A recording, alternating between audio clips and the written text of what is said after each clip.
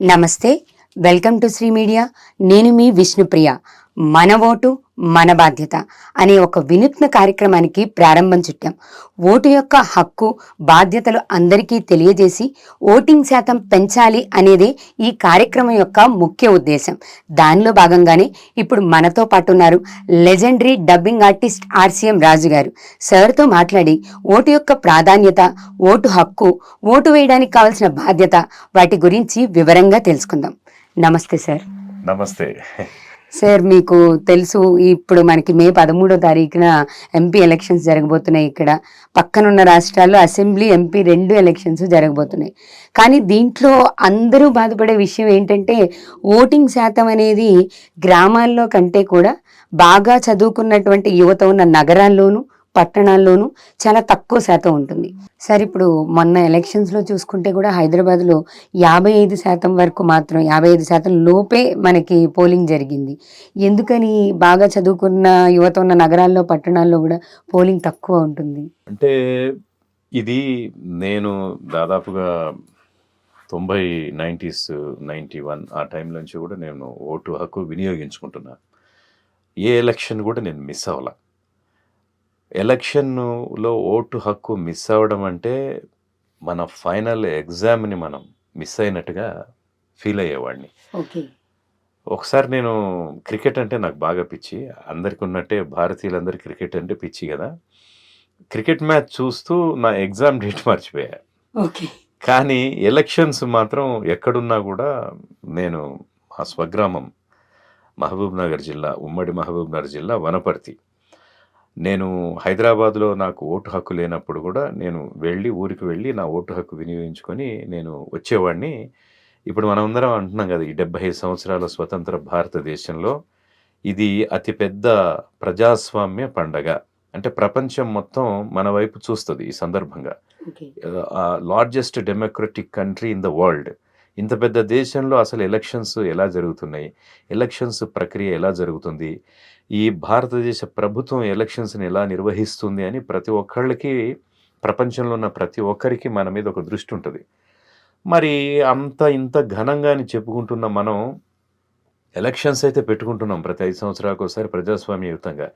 కానీ ప్రపంచాన్ని ఒక పెద్ద ప్రజాస్వామిక దేశంగా ఆశ్చర్యపరుస్తున్న మనమే ఓటింగ్ పర్సంటేజ్ విషయంలో విస్తుపోయేలా చేస్తున్నాం.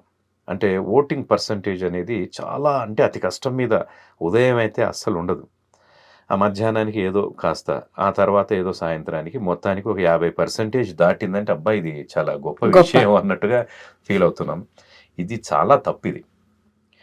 దీన్ని ముఖ్యంగా అంటే సమాజం పట్ల ఒక అవగాహన లేకపోవడం ఒక కారణంగా, సామాజిక పరిస్థితులు, రాజకీయ పరిస్థితుల పట్ల సరైన అవగాహన యువతకి లేకపోవడం కూడా దీన్ని ఒక కారణంగా, ప్రధాన కారణంగా తీసుకోవచ్చు. నా ఉద్దేశంలో ఈసారి ఓటింగ్ పర్సంటేజ్ పెరుగుతుందని నేను సంపూర్ణంగా విశ్వసిస్తున్నా. మోర్ దెన్ 60% ఈసారి నేను మన శ్రీ మీడియా ప్రేక్షకులకు మీ ద్వారా చెప్తున్నా. నేను more than 60% this time you are going to see the percentage, voting percentage. ఎందుకంటే ఇంతవరకు ఎలా ఉండిందనంటే, ముఖ్యంగా మనం ఓటేయపోతే ఏమవుతుందిలే, వచ్చే నష్టం ఏముందిలే. అంటే ఒక ఇంట్లో 4 ఉన్నారనుకుందాం, ఒక తల్లి, తండ్రి, కొడుకు, కూతురు. తండ్రి తల్లి వేయడానికి వెళ్తున్నారు, కొడుకు కూతురు వేయలేదు. కారణం ఏంటి అనంటే అమ్మ నాన్న వేస్తే సరిపోతుందిలే, మనం వేయకపోతే అన్నట్టు అలా ఫీల్ అయిన కొన్ని ఫ్యామిలీస్ కూడా ఉన్నాయి. ఎవరు వేస్తే ఏముంది, ఎవరో ఒకరు గెలుస్తారు కదా, ఎవరైనా వచ్చి చేసేదేముంది అన్న కొంత నిర్లిప్తత, కొంత ఇలా పలు కారణాలు. కానీ ముఖ్యంగా యువత కావచ్చు, మధ్య వయసులు కావచ్చు, ముఖ్యంగా కొంతవరకు ఓటింగ్ పర్సంటేజ్కి దోహదపడుతుంది ఏంటంటే, ఇప్పుడు ఎవరైతే 60 years 50 years ఉన్నవాళ్ళు ఖచ్చితంగా వాళ్ళ ఓటు హక్కును వినియోగించుకుంటున్నారు. మిడిల్ ఏజ్లో 40 yearsలో ఉన్న వాళ్ళు కూడా వేరియస్ రీజన్స్, వాళ్ళు వృత్తిరీత్యా, ప్రవృత్తి రీత్యా ఎక్కడెక్కడో ఉండడం కూడా పాపం వాళ్ళకు వేయకూడదు అనే సంకల్పం ఉండకపోయి ఉండొచ్చు. బట్ ఏంటంటే ఒక మెచ్యూరిటీ లెవెల్స్ పెరిగే కొద్దీ ఓటు విలువ తెలుస్తుంది. చిన్న వయసులో తెలిసేది కాదు. ఇప్పుడు మాకు ఓటు హక్కు వచ్చింది అని అంటే ఎంత ఆనందపడ్డామో. అసలు ఈ భారతదేశ పౌరులుగా ఇప్పుడు మనకు పూర్తిగా ఒక అధికారం వచ్చినంత ఆనందపడ్డాం. రికగ్నైజేషన్ అది పిల్లలు అలా ఫీల్ అవ్వట్లా. కానీ ఇప్పుడు మారుతున్న సామాజిక పరిస్థితుల దృష్ట్యా తప్పకుండా ఓట్ పర్సంటేజ్ పెరుగుతుంది ఈసారి. ఎందుకనంటే ప్రజల థాట్ ప్రాసెస్లో, ముఖ్యంగా యూత్ థాట్ ప్రాసెస్లో చాలా మార్పులు వచ్చి గత ఎలక్షన్స్తో పోల్చుకుంటే ఈ సోషల్ మీడియా మాధ్యమం ఈ 5 ఏళ్లలో డ్రాస్టిక్ చేంజెస్ ఉన్నాయి. సోషల్ మీడియా 5 years కిందట కూడా ఉంది. సోషల్ మీడియా ఆల్మోస్ట్ ఆల్ వచ్చి మనకు ఒక 10 years అయ్యింది. కానీ ఈ 5 ఏళ్ల క్రితం కంటే కూడా ఇప్పుడు ఇంకా పవర్ పెరిగింది. సో సామాజిక చైతన్యం పెరిగింది. ప్రతి ఒక్కరూ వాట్సాప్ ఫాలో అవుతూ ఉంటారు, ఇన్స్టా కానీ వాట్ ఎవర్, ఫేస్బుక్ కావచ్చు. మనం మన ఓటు హక్కు వినియోగించుకోవాలి, లేకపోతే మన మనుగడ ప్రమాదంలో పడే పరిస్థితులు తలెత్తుతున్నాయన్న ఒక భావం కలిగింది. అందుకోసం నేను I'm very much confident this time. డెఫినెట్గా పెరుగుతుంది, చూడండి మీరు, డెఫినెట్గా పెరుగుతుంది. అయితే నాకు ఒక చిన్న ఒక ఆలోచన వచ్చింది మొన్న. చెప్పండి సార్.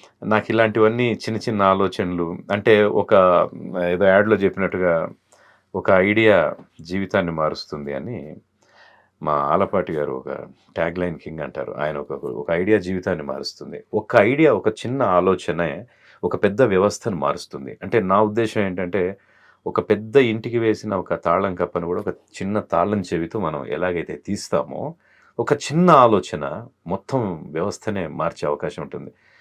అది నాకేమనిపించిందంటే స్కీమ్స్, రకరకాల స్కీమ్స్. ఇప్పుడు మేము అదే చెప్తా ఉంటాం, ఆర్ఎస్ బ్రదర్స్లో ఆషాఢం ఆఫర్స్ అంటాము, లేకపోతే ఈ ర్యాంకులు 10వ తరగతి ఎస్ఎస్సి ఫలితాల్లో సంచలన ఫలితాలు అంటాము. ఇవన్నీ కూడా మనం అడ్వర్టైజ్ చేసుకుంటూ ఉంటాము. లేదా కొన్ని స్కీమ్ల ద్వారా పర్సంటేజ్ ఆఫ్ సేల్స్ కానీ పర్సంటేజ్ ఆఫ్ రిజల్ట్స్ కానీ మనం పెంచుకునేలా చేస్తాం. అట్లాగే నాకు ఒక వినూత్నమైన ఐడియా వచ్చింది. ప్లీజ్ మీరు దీంతో ఏకీభవిస్తే ఈ ఛానల్కి మీరు ఈ ఛానల్ ద్వారా మీ అభిప్రాయం తెలియజేయండి. ఓటింగ్లో పాల్గొన్న ఎవరైతే ఉన్నారో వాళ్ళల్లో ప్రతి రాష్ట్రానికి ఒకరిని లక్కీ డిప్ తీసి ఆ లక్కీ డిప్లో గెలుపొందిన వాళ్లను ఎమ్మెల్యేగా ప్రకటించాలి. నిజంగానే చాలా చాలా అద్భుతంగా ఉంది సార్. అంటే టోటల్ మన 29 రాష్ట్రాల్లో ఒకరిని, వాడు లక్కీయెస్ట్ విన్నర్. అతను ఏ కాన్స్టిట్యుయెన్సీకి సంబంధించిన వ్యక్తి కాదు, is the member of legislative assembly of particular concern state. అట్లాగే ఒకరిని దేశం మొత్తంలో ఒక లక్కీ క్యాండిడేట్ని ఎంపీగా, is the member of parliament of total entire democratic of India అని అట్లాగా చేయగలిగితే మాత్రం ఇప్పుడు ఎమ్మెల్సీలు ఇలాంటి వివిధ సెగ్మెంట్స్లో వివిధ కారణాల వల్ల వివిధ కోటాల్లో ఎమ్మెల్సీలు అవుతున్నారు, రాజ్యసభ మెంబర్స్ అవుతున్నారు అన్నప్పుడు ఎందుకు why don't we implement like these things? తప్పకుండా భారత ప్రభుత్వం ఈ విషయం మీద ఆలోచించి చేస్తే అప్పుడు ఏంటంటే ఎవరో ఒకరు లక్కీయెస్ట్ గా నేను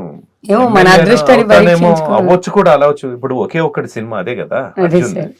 సరే ఆ సినిమాటిక్ గా అతను ఆ సినిమాలో విజయం సాధిస్తాడు, ఆ తర్వాత ముఖ్యమంత్రి అవుతాడు. ఏమో అలాంటి అవకాశాలు, గుర్రం ఎగరావచ్చు, ఎవరైనా ముఖ్యమంత్రి కావచ్చు అండి. ఎందుకు కాకూడదు? ప్రతి ఒక్కరికి ముఖ్యమంత్రి అవ్వాలన్న కోరిక ఉంటుంది. అలాంటప్పుడు ఏ కారణం చేత ఎలా అవుతారో ఎందుకు అవుతారో అవనివ్వండి. సో అంటే నాకు ఒక కాన్సెప్ట్ అనిపిస్తుంది, బాగా టై పడింది అనుకోండి అటు ఇటు అలయన్స్లో.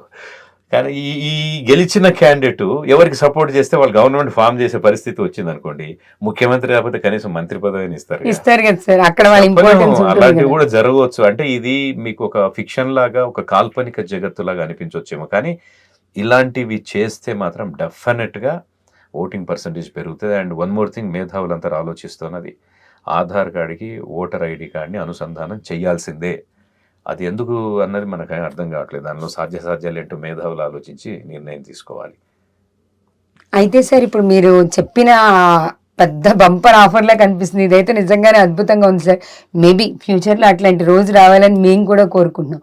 కానీ ఇక్కడ యువతలో చూడండి సార్, వాళ్ళు పాన్ కార్డ్కో, ఆధార్ కార్డ్కో, వాళ్ళ వీసా ప్రాసెస్కో, ఇంకో దానికి చూపించినంత ఇంట్రెస్ట్ వాళ్ళ ఓటర్ కార్డ్ తీసుకోవడానికి కానీ, వాళ్ళ ఓటర్ ఐడి క్రియేట్ చేసుకోవడానికి కానీ అసలు ఏమాత్రం ఇంట్రెస్ట్ చూపించట్లేదు. అది వాళ్ళకి పాలిటిక్స్ మీద ఇంట్రెస్ట్ లేకపోవడమా, లేకపోతే పాలిటిక్స్ మీద వాళ్ళకున్న వ్యతిరేక భావం అంటారా?